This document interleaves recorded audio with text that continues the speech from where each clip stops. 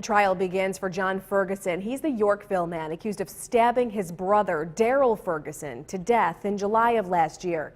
News Channel 2's Rachel Murphy is live from Oneida County Court to tell us more about what's happening today, the start of this trial, jury selection. Can we go to Rachel? I'm sorry, we're having some technical difficulties, but just to fill you in on what happened today in court, 12 jurors will serve on this trial and 4 alternates were also picked. The prosecution and the defense gave opening statements to talk to jurors about what they will hear and see in this trial. We go now live to Oneida County Court with News Channel 2's Rachel Murphy.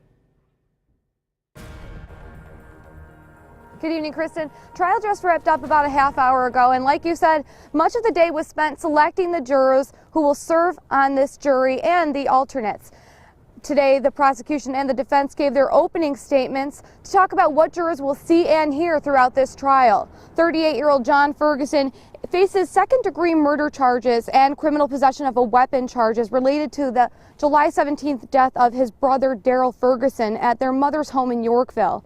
The prosecution says that John and his brother had some unresolved issues between the two of them over the years. He says that the victim, Daryl, had an addiction problem with drugs and alcohol. He says that John had just broken up with his girlfriend the night of the murder and that they then went to their mother's house where he stabbed his brother 5 times. The prosecution says that John stabbed his brother so deep police saw organs sticking out of the victim's body and that their mother called 911. He says jurors will hear that 911 call, and he said that jurors will also see body camera footage from police talking to John that day. But the defense says that jurors will hear that the victim constantly threatened to kill the defendant and that John had to defend himself in order to stay alive for his 4 children. And of course, court resumes tomorrow at 9:30. For now, Kristen, we'll send it back to you. Rachel Murphy live at Oneida County Court.